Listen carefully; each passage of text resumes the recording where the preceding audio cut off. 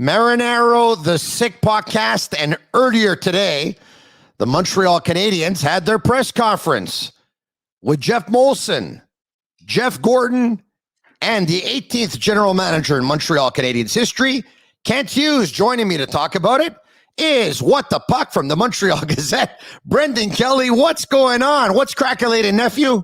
Hey, listen, it was a big day today. Exciting news, saw Kent Hughes at, I was going to say center ice, but on the ice at the Bell Center. And hey, I was impressed. I liked what I saw so far. Little bit of a mishap there because, of course, they started it off with Jeff Molson speaking, and then they went to Kent Hughes, who had his opening statement in French. And when he was going to say his opening statement in English, they went to a Q&A period instead. And that was it. So poor guy didn't get to say his opening statement in English, but it was an honest mistake. These things happen.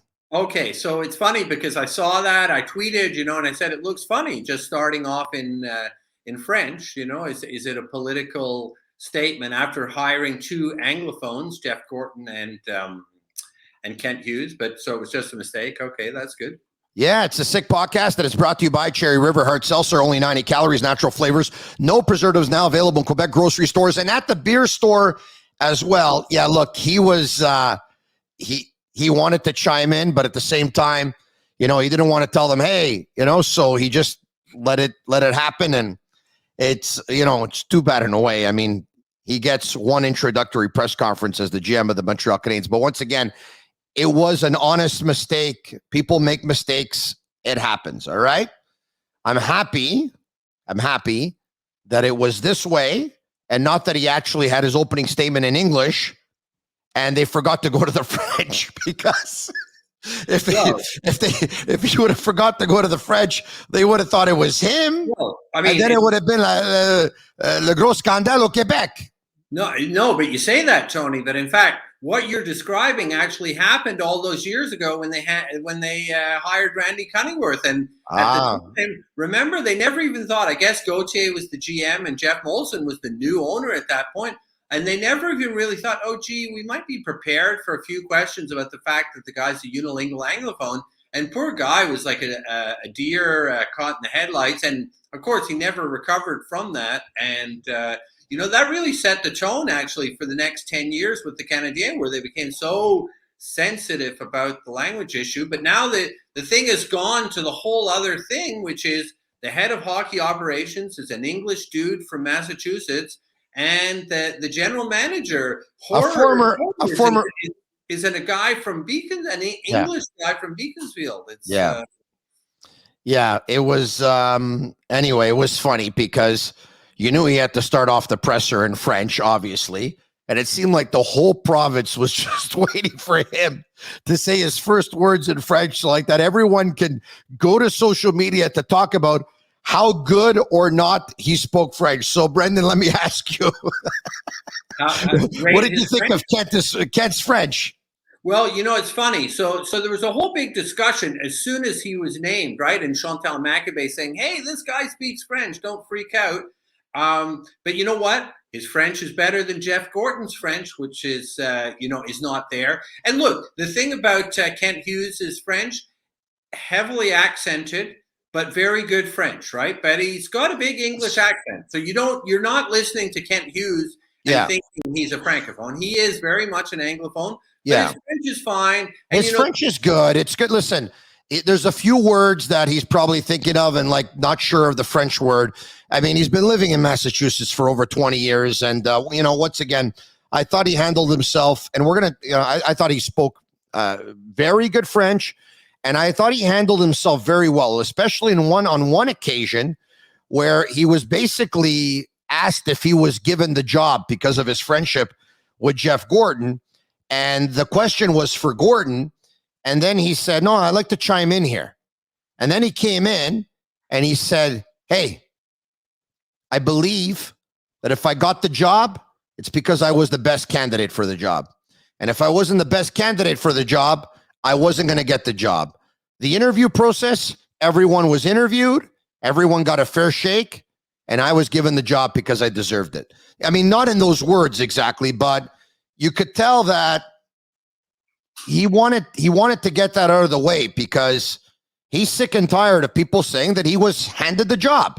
Well, and there's been so much made about the, in quotes, friendship between Jeff Gorton and Kent Hughes. And it was very funny to see Gorton, who I thought had a couple of snappy one-liners there. Like he said, no offense to Kent, but he's not my best friend. And then later on, he said something to the effect, the last thing you want is any of my best friends running the Montreal Canadiens. But that said, they're downplaying that friendship for obvious reasons, but the friendship is there, and they speak all the time. They've known each other for 20 years. They're both got very tight connections to the Boston area, the whole Bergeron connection. There's a lot of connections. There was a working relationship there, which was obviously an advantage, and there's nothing wrong with that. And by the way, look, I believe since the beginning that if Gorton could have his way, that Kent Hughes would be the general manager that he wanted. I also believe that the interview process was legit because we have to understand as well, it's not an easy thing. He's got shares in that business. He's got over 20 clients. We're dealing with millions and millions and millions of dollars. We're dealing with commissions. We're dealing with interest. We're dealing with financial planners. We're dealing with the agency. There's a lot that had to be taken care of. And when he said today that he told Jeff Gorton, I think it was he that said this, that do your thing. It's because there was a lot that needed to get done. And look, sure. I'm convinced that if someone would have blown them away and they would have scored 90% in the interview and Hughes would have scored 70, the person who would have scored 90 would have got the job. I believe that. Having said that, I believe if they both would have scored 80 with his relationship with Jeff Gorton, that's the difference maker. But, I wasn't part of those interviews. You weren't either, Brendan. But I think we saw a very intelligent person speaking today, and he's good.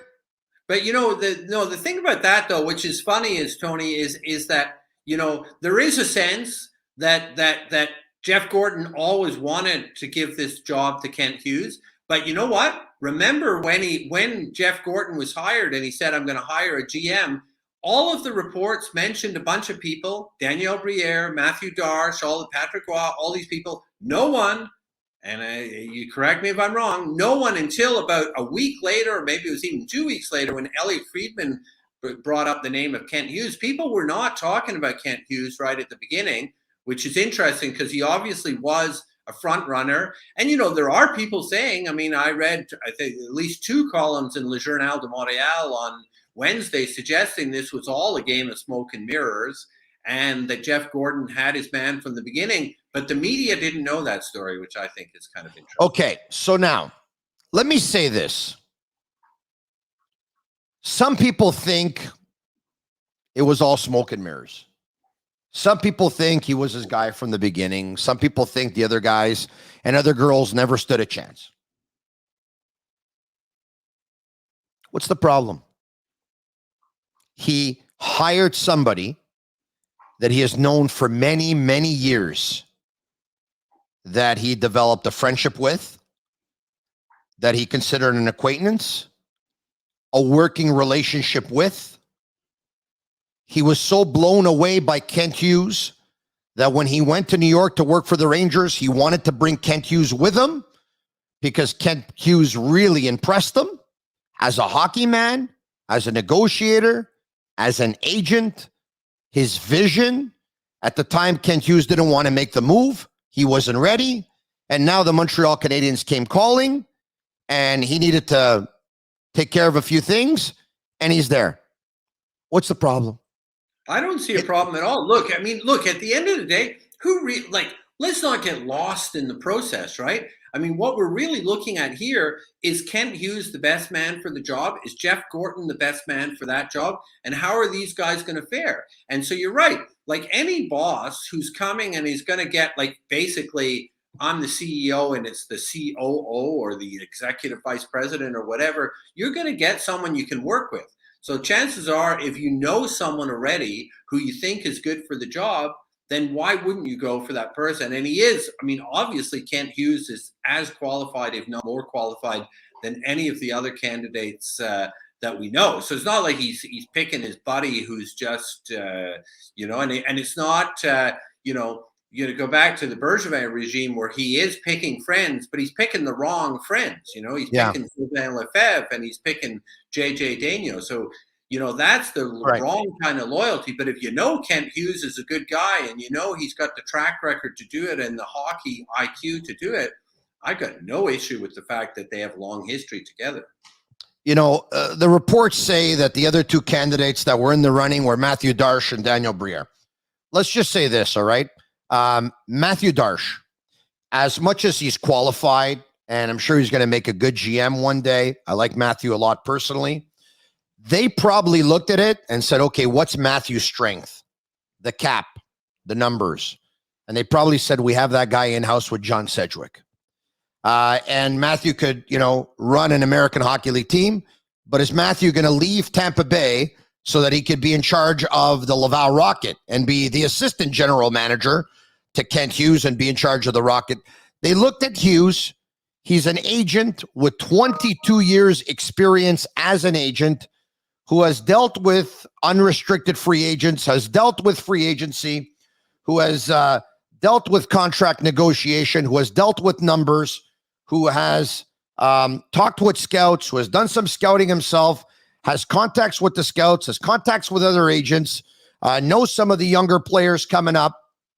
That's a different skill set that Matthew doesn't have, and that's the skill set that they thought would complement Jeff Gorton. So, I don't see how anybody can blame them.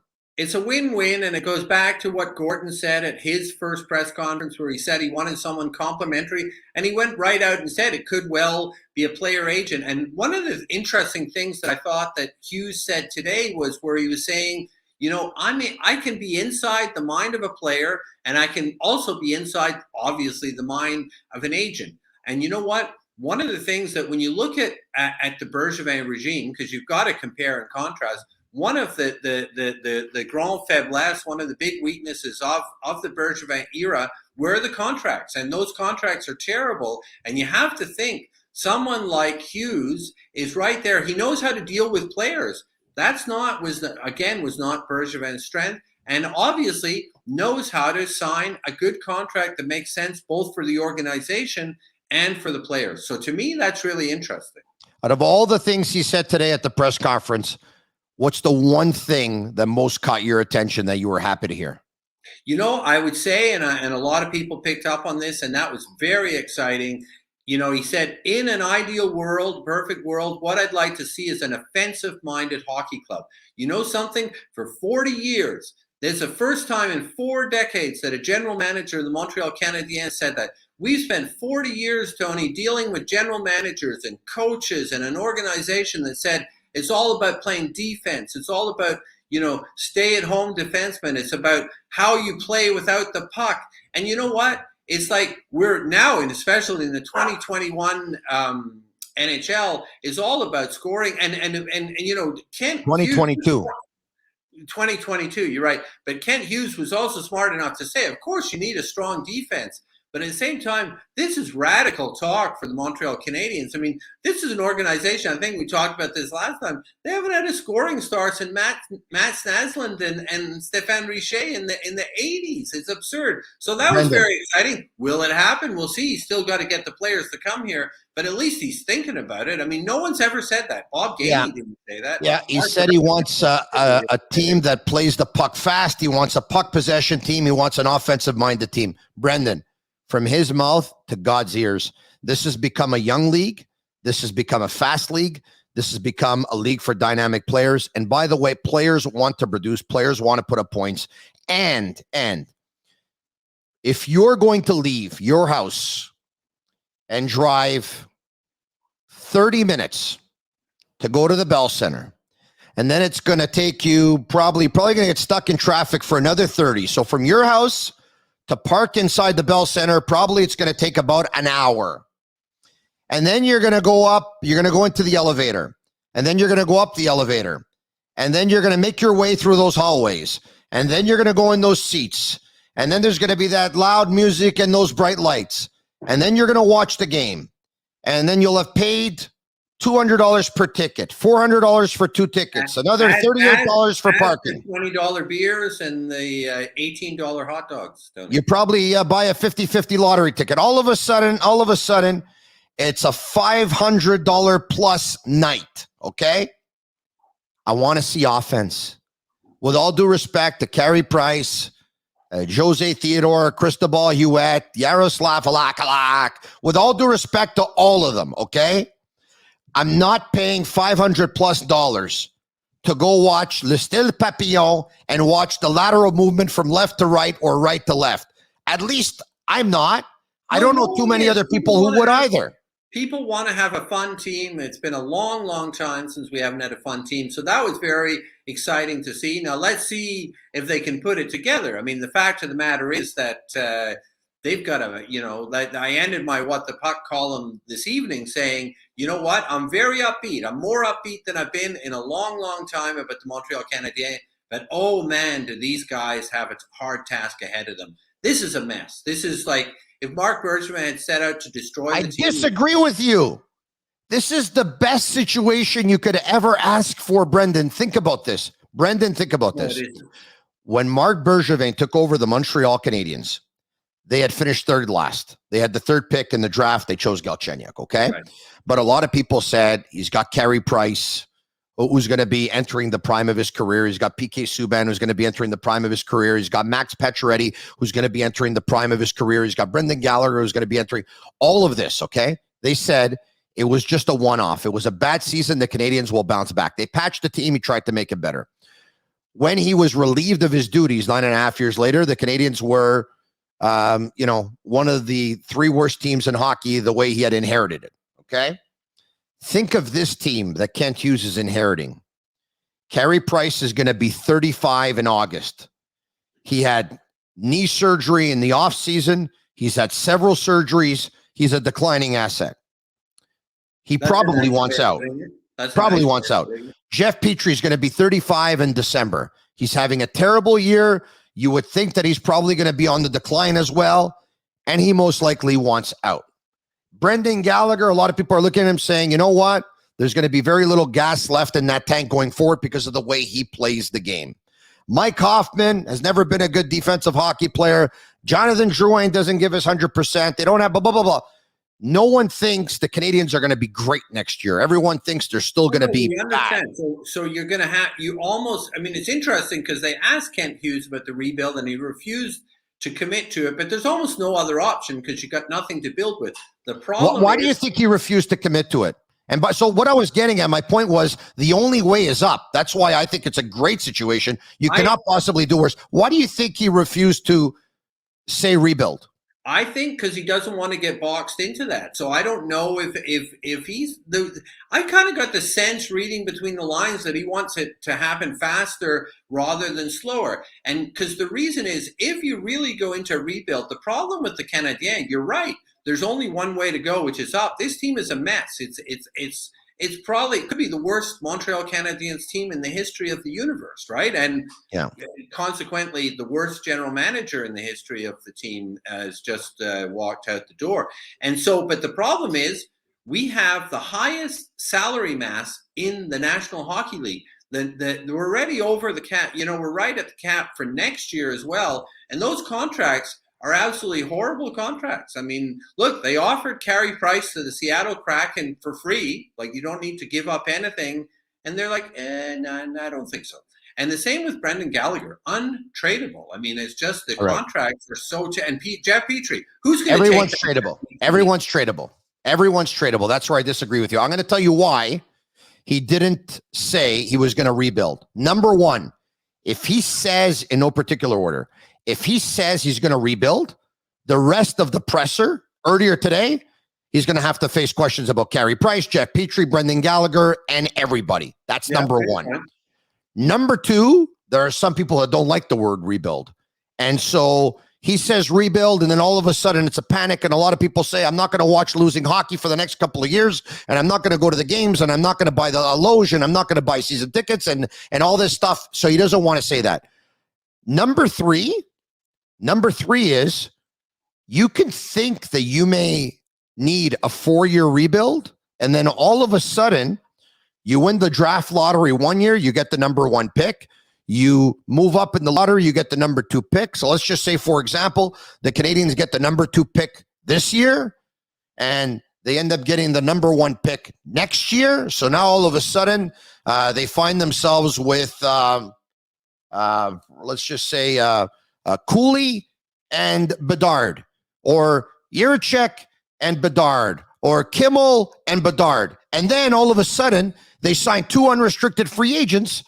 You don't need a 4-year rebuild anymore. All of a sudden, the whole process is accelerated. What are you saying? I mean, are you saying they're never going to say rebuild? Because it's interesting, because who's Jeff Gorton? He's the guy who was one of the guys behind that letter from the New York Rangers that explicitly said, we are going to do a rebuild. So I think it's going to be interesting to see if they do it. The other thing, which I mentioned in my column tonight, I mean, look, whatever you say, rebuild, reset on the fly, whatever you want to call it or don't call it anything, it's going to take minimum 2 years, and the fans have no patience here. But even more scarily, the media, especially the Francophone media, has even less patience. And when things start going, we're not going south because we're already way down there. But as things continue to suck, what about in the middle of like a year from now, in January 2023, when the team's still in last place and the 2 bosses are English? That could become an issue. I don't think they're ever going to use the word rebuild. What I think they're going to do is just tell people that they want to get younger, they want to get faster, they want to get better, they want young players in their lineup, and they want to build something that will be sustainable. And I think you talked about that as well. By the way, your thoughts on him talking about when he said he knows what a modern coach is. What were you thinking? I thought that was very interesting. So once again, I mean, it goes without saying, it's like when you go to the CEO of Apple and you say, listen, there's all this heat on the vice president. Are you firing him? You never say before you fire someone, I'm firing him. So obviously when they said, are you keeping Dominic Ducharme? He said, and this and that. And I know what a modern coach is. And I want to talk to Dom, but it was not a ringing endorsement, and it's, to me, that's it wasn't a firing either, though. But I mean, and I didn't expect them to. Listen, Jeff Gordon already said they're keeping Dominic Ducharme until the end of the year, so you can ask Kent Hughes all you want if he's going to keep Dominic Ducharme. Dominic Ducharme is finishing the year as coach of the Canadians. We agree. Well, but you can say anything. People say that all the time. They say, I'm never going to fire the guy, and then they say, you know what? The situation changed and I'm firing him. Personally, I don't for a second believe that they're going to fire Dominic Ducharme this year. I think, there is this whole, there's a huge debate about Dominic Ducharme, and the defenders of Ducharme just say, with the players that he has, with the players, the way they're playing, there's nothing he can do. But I think that for senior management, it's pretty clear this season is toast, and you want to finish dead last, and they're probably will finish dead last. Yeah. That's where they are right now, and to do that, and I know a lot of people are gonna disagree with this, but to be fair, he hasn't been dealt a good hand either. Okay, Shea Weber basically unofficially retired. Joel Edmondson hasn't played a game midway through the season. Carey Price hasn't played a game midway through the season. Paul Byron hasn't played a game midway through the season. I don't know how many games they lost to Foley, Anderson, and Gallagher, and Hoffman, and Yeah, but he showed no signs of. But yes, those are the excuses, and yes, those are problems. But I would remind you, Shea Weber was not very good last year during the regular season. Carey Price was really mediocre as usual, and then disappeared. So neither of those people were big factors for the Habs last season. So it's you're right that it's hard to judge Ducharme as a coach, but there is no evidence that he's a good coach. No, and listen, and you're right about that. Or no evidence that he's doing a good job at the National Hockey League level, because he's got to be a good coach or he would have never got there. I'll tell you where he's in trouble. Where he's in trouble is that he wants his coach to be a leader, and I'm not so sure that Dominic Ducharme is a leader of men or a leader of people. Okay, Carey Price. One of the big jobs of a coach, by the way, and I mean, you could say it's irrelevant, is the public relations side of it. And it's funny, no one says this. The guy's pretty well a catastrophe in that department. Those press conferences could the guy look any more uncomfortable? I mean, it's like, you got to get used to that, I mean, that's part of the job. Who are you talking about? Ducharme. Well, I don't want to go there, but there's just too many expressions for me. I get a little bit rattled. Any team in the National Hockey League, and Montreal Canadiens fans, what better time to buy a Montreal Canadiens jersey? And now, ça sent la coupe. One day, hopefully, for Kent Hughes, go to sportbuffshop.com for all of your officially licensed sports apparel and our sick merchandise. Ça sent la coupe for 15% off. Put code SICK15 on all of their items. Okay. Jeff Molson was asked if Carey Price is going to finish his career as a Montreal Canadian, and his answer was, I want Carey Price to get healthy and better. His health is the main thing, and he was great in the playoffs. I'm telling you, it's funny. I wrote a column. My column a couple of days ago was about Carey Price. Yeah. And it's like, this is an incredible story. Obviously, all this, but he hasn't played a game. Yeah. He has not spoken a word since the Stanley Cup final. And a friend of mine sent me a private message, and he said, you know what? I think the single worst thing that's happened to the Montreal Canadiens in the past 50 years was the decision to build everything around Carey Price. It's pretty well an unmitigated disaster. Listen, what's done is done, but I think it's pretty clear. Jeff Molson didn't say Carey Price is going to finish his career as a Montreal Canadian. You know as well as I do that Carey would rather play somewhere else. You know that. They're never going to admit that. You know that. Let's put the cards on the table. You know that. And you know as well as I do that the Montreal Canadiens would rather take $10.5 million over the next 4.5 or 5 years and actually give it to an offensive player, or maybe even give it to 2 offensive players. And that's the change of philosophy and identity. Kent Hughes says he's going to take the next 5 to 7 days, chat with Jeff Gordon here to see where they're going as they're going to prepare, obviously, for trade deadline, which will be in the month of March. And that whole Price thing, I mean, it's like, look, these huge changes started before they even fired Bergevin this summer, when firstly, so Weber left. And I mean, again, let's just underline how strange this is, that the general manager says Shea Weber will likely never play another hockey game. That's what he says. And then we never, ever hear from Shea himself. So we have absolutely no idea what's really going on with Shea Weber. And then Carey Price is offered up in the expansion draft to the Seattle Kraken in a bid to try to, because they want to protect Jake Allen. And Ron Francis in Seattle says, Carey Price for free? No, thanks. Price, and they'll find a way to move Price, even if it ends up being a 3-way deal. Price is going to be moved. Petrie's going to be moved. Exactly. I said this about Petrie. Petrie will not be there for game 1 of the regular season. Next season, I don't know when Price is going to be moved, but the sooner they move Price. Petrie, seriously, he's probably harder to move than Carey. They'll move him. He'll be moved. I'm sure about that. But he did say that it's like the stock market, right? And you don't trade players, or you got to build players' value up, or something to that effect. Well, I think he said. Happening with Carey Price or Jeff Petrie. I mean, come on. How's Carey's price? How's Carey's? I was going to say Carey's price going to go up. I mean, firstly, he's not going to play this season, from what we can gather, right? I don't know about that. Well, Chantal McAvey told our colleague Arpin Basu on Monday that they were basically, and this is an incredible story, they were saying basically this operation, which honestly is not usually the biggest of operations, is they're now considering he's just starting from scratch all over again in terms of his rehabilitation. He had that operation, and a day later, there were photos of him and Angela and the kids in Times Square. It didn't seem to be like any kind of big issue. All summer, it wasn't a big issue. Brendan, it's not about price. They want a tank. They want a tank. They can't tell you that. Don't you notice that when guys are out of the lineup, they take their time with bringing them back? They want a tank. Right. And why would he want to play right now either, right? Their draft in July, I've said it before, I'll say it again, is their Stanley Cup. Marinero, my Stanley Cup will be to lose some weight.